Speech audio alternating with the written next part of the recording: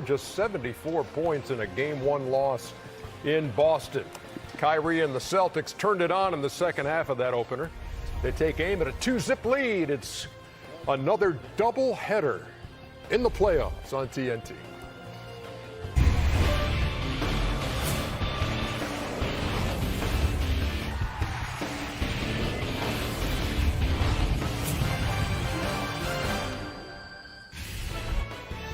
We get you started with the Pacers and the Celtics and take you to Houston for the Rockets and the Jazz. Good game there. Yeah, we welcome you back to the playoffs. It's TNT NBA Tip-Off presented by Auto Trader Ernie Johnson, Shaq, Charles, and the Rain Man. I know things that you don't know, Ernie. Just remind me of that. You just The Rain Man suit. Yeah. the Rain Man suit. There it is. That's not the suit. Yeah, it is. Yes, it is. That's on my head. That is right. Yes, it is. I tell you. Let's go to Vegas, guys. Let's go to Vegas. Let's go. Let's go. He's like, never. You can never turn down Vegas, brother. No question. Gotta Vegas, Shaq. Except when you're gambling.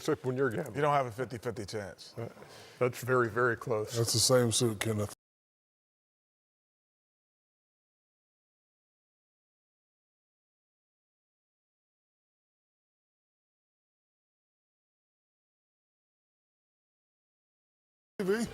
They just told it.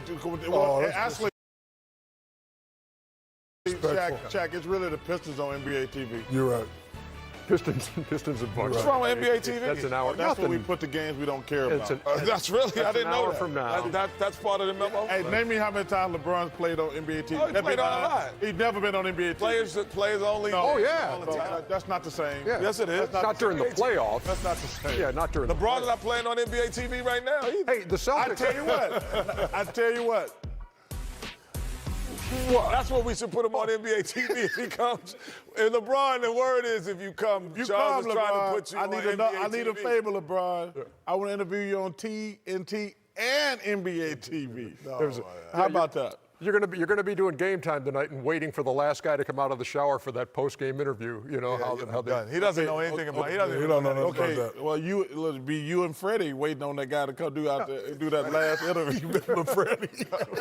Hey, remember Freddie inside from DC? joke, America. You remember Freddie from DC? I remember Freddie from DC. Can you show that graphic again real quick? He related to Anthony. Can you show that graphic again? Because we do want to point out the fact that the Celtics made history the other day. How they make history? They are the first team to win a playoff game when scoring 84 points or less, shooting 37% or less, and turning the ball over 20 times. The game wasn't in doubt. They did all those things and still won the game. I think they're trying to give the Pacers a chance.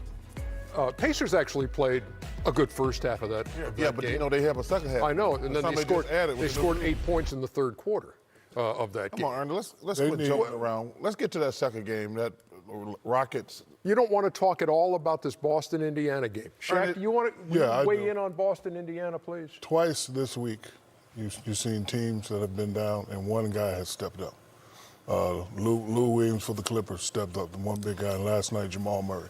Do the Pacers, question to the panel, do they have one guy that can go off, get 30? No, he's hurt. Get 35? He's hurt. I know it's Victor, but do they have one other guy? Not really. I mean, Bogdanovich is their leading scorer, but it's not a guy who's going to go out and... Listen, if they don't have that one guy, then they don't have a chance. The Pacers had a chance last game, blowing that 15, 17-point lead, whatever they had.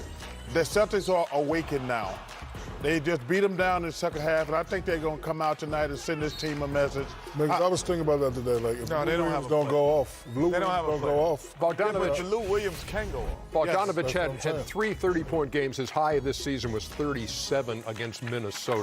They don't have anybody that can do it. No, the Pacers are going to get beat down tonight. I hate to say it, but Reggie Miller's not walking through that door. They're going to get beat down tonight. If Reggie Miller in 2019 come walk through that door, they're gonna get beat down. That's a good point, Kenny. That's the ride and bike Reggie Miller. You know what I am looking forward to? rider. Again, when you look at the Utah-Houston game, is to see what Quinn Snyder does defensively tonight, because you guys talked it out the other night He does about that. There's no way. There's a difference we said about shading and giving. Shading. Giving someone the whole left side of the whole side of the floor, right side of the floor, and he's the MVP, and he understands how to play the game, and he's the most lethal scorer possibly in the NBA, you cannot do that. You have to play him straight up, or you're going to have to double. I would say straight up, lock down the corner threes, lock down the wing threes, and let's play basketball and see. That's exactly what you asked me the other night. That's how I would play James Harden. Mano a mano. I put 3 or 4 guys on him. I make him make those step-back threes because I think they get stagnant. This thing right here, I don't know what the hell that is. I know that it's called a gimmick defense. This is like, I mean, you ain't taking Ernie, you might as well play a boxing one. Well, you might as well start doing 1, 2, 3 Cancun. I mean, this I'm not even sure what the strategy was. You're saying let a guy go in a half court and let him play full speed? That's your big guy. Go full and speed. And the big guy's scared because every time he comes up, Capella gets a dunk. If we got a split, you guys are actually wrong. Reggie Miller is walking through that door because he's calling this game with Kevin Harlan. And the hanky is a nice touch. Is that houndstooth? Yeah. There you go. Yeah. That hanky, I'm not feeling that. That's Stitch out there. I'm not feeling that. Saw that earlier. It is Game 2, Celtics and Pacers, and while he will be on the floor, he won't be suiting up for the Pacers. They could have used him in the third quarter, Reg, where they shot 2 of 19 in Game 1. Our own Reggie Miller will be on the call for TNT. Let me start with that. No Victor Oladipo, Reg. We know how big of a piece he was for this team. They've got such good a cast of role players, but how do they get out of that group what they need offensively? Timely scoring, and it's got to be by committee, but personally, to me, it starts with Bojan Bogdanovic. He's got to be more aggressive. Only 12 points in Game 1. Give the Celtics and really Jaylen Brown all the credit. I think Brad Stevens told us going in that normally that defensive assignment would have been drawn by Marcus Smart. He's out, obviously, because of the injury.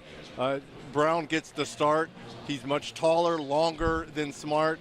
And he's got a lot of the tricks that Marcus Smart has. So he's getting underneath Bojan, and they're not top-locking him. They're forcing him to the middle, and he's doing a good job of staying connected.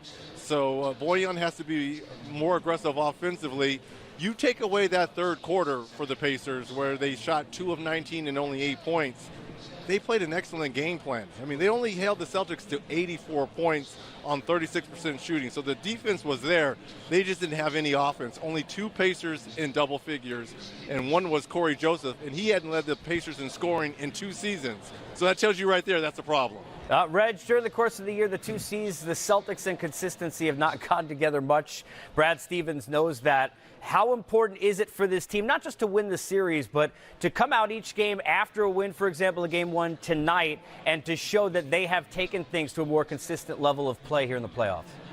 You saw a little bit of that inconsistency in the first 2 quarters to start this ball game. I thought the Pacers did a great job of kind of going at the Celtics, and it looked like the Celtics were kind of going through the motions a little bit.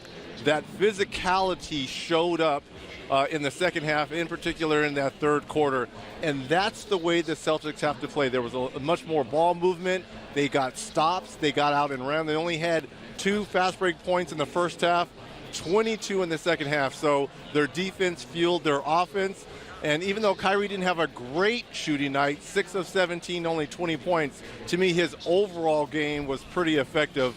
I see the Celtics, if they can continue that ball movement, and Jason Tatum, he's going to have to be a little bit more aggressive offensively. I think they're starting to find that group. And to me, Marcus Morris, 20 points off the bench. He was the X factor in Game 1. Reg, in your opinion, do you think the Pacers need Sabonis and Tariq Evans to have big nights for them to have a chance to win tonight? Well, obviously, Sabonis is in the running for the 6th man of the year. He won't win it. That will go to Lou Williams. But his presence, as soon as he comes on, because of his physicality, I thought Brad Stevens and the Celtics did a great job of keeping Aaron Baines, a more physical player, as both of you guys know, keeping Baines on Sabonis and taking that physicality out. They didn't switch a lot, that's where Sabonis, when he gets the switch of those small forwards and power forwards and he can kind of punish them in the post, they took that away, and they kept Baines on him. So they're going to need Sabonis' offense, and you're right. Evans he was only 3 of 11. He's got to be more aggressive. But how about Miles Turner, and how about Thaddeus Young? Those two guys offensively, we talked about the Pacers, they are the sum of all their parts. With the Oladipo injury, where he was the go-to guy, he set the table offensively for this Pacers team. It's got to be by committee. So all those guys we mentioned, you just can't have two guys score in double figures and only score 74 points. You got to have 5 or 6 guys in double figures where you don't know where the offense is coming from. That's what made this Pacers team so dangerous all season long after the Oladipo injury. Well, Reg, this Celtics team, they have bigger dreams of becoming the Eastern Conference champions. A big problem was camaraderie throughout the season and issues with them in terms in the locker room. They only had 18 assists, but you talk about their ball movement. Can you tell that there's more of a connected spirit with this Celtics team where they are now?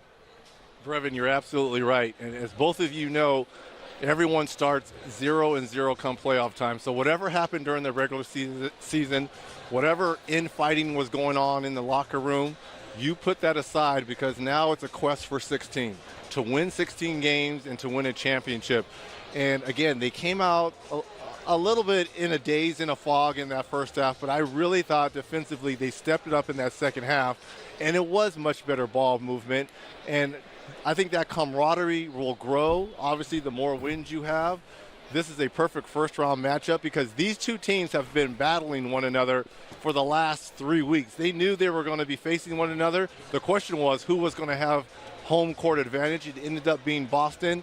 So I think that camaraderie is coming for the Celtics. But you're right, better ball movement and better communication. I think they are much better when they are communicating on defense and creating offense from that defense. Reggie, appreciate the time. Looking forward to the broadcast. Should be a great atmosphere in Boston. Enjoy it.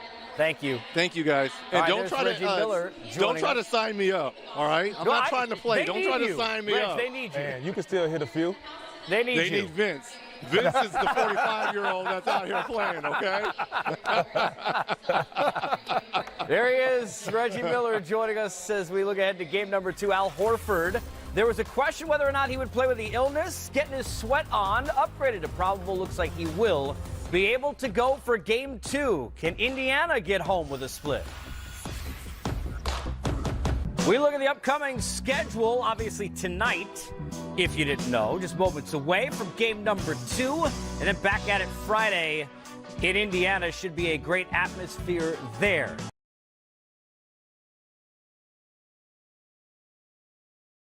Game 1 went to the Celtics. The third quarter, no. Pacers didn't shoot well, but the defense across the board for the C's was great, led by Jaylen Brown, something Coach Brad Stevens noticed. Ask you about a different guy in Jaylen. How has his role as a defender evolved over the last year or so in terms of the kind of players he can guard and the things he can do for you? Yeah, I mean, he's gotten better. He's a guy that initially in his rookie year, we really tried to hone in on certain matchups and just, study the heck out of these guys and be good against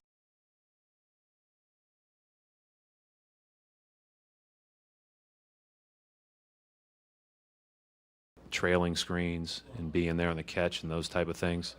Where we've seen big improvement is in directing and pick and rolls and making the ball handler more uncomfortable. You go back to his first year in the playoffs, and that was where he had to improve, and he's worked really hard on it. And the hard part about those guys is they are always guarding the really potent scorers, and so if you take a second off, you'll probably be exposed. Scott Agnes, The Athletic. Brad, have you given yourself a chance to reflect facing the hometown team? You look over and Reggie, whose number you wore, is sitting across the way. Larry's up in the stands. Is that carrying significance? I mean, it's, I think if I would, I'd say it's surreal, right? Because, you grow up and I'm an Indiana kid, and that was basketball in that state are really, really important to me. That being said, I kind of stay in this world of focus ahead and focus on what's next, and I'll look back on it after the fact. When we go to Indiana, I'll be holed up in my hotel room and I'll see people in the summer. Like we got a job to do, and so we're really focused on that. All right, can I call you back? Yeah. The calling card for the defense in game 1 without their best defender, when you look at what Marcus Smart gives the team, was actually the fact that they played it together. And Jaylen Brown individually stands out. But going back to the question that you asked, Reggie, let's get into that, because consistency, continuity, none of those things seem to really be omnipresent throughout the course of the season. Can it happen during the course of a playoff series? The talent has always been there. That's never been the question. Yeah, I think it can happen because now it becomes really one goal, and the goal is to win the series. And so at this point, they have one thing to focus on. When the season is going on, you got another game. There's different instances that go on. Injuries happen. But now you get to this point, you can see the end game. You don't see the end game during the regular season. And I thought Reg made a big point with, yes, they are missing their big-time defender, but I thought Jaylen Brown, he talked about his length, and as long as he is willing to defend, then he gives them a lot different look on the defensive side. And to add to that, I mean, it made them look great because they stuck to their defensive concept. Whatever the game plan was defensively, he did it. Right. Keep him off the line, push him into the middle of the paint, make him shoot twos. And then now he looks like a great defender. That's what the great defensive teams do. You have your great individual defensive players, but when you have a great team defense, when you have a great player who's a great team defensive player, right, he looks great. And when you stick to the game plan, you give yourself a chance to win, especially when you're not scoring a lot of points. Now, what if the game plan defensively was to have no game plan? Because some in Utah or Houston might be thinking maybe that was the story with James Harden and the very interesting decision on how to defend him-ish. Go, James! Take it to the house. We got Game 2 preview coming up on the other side.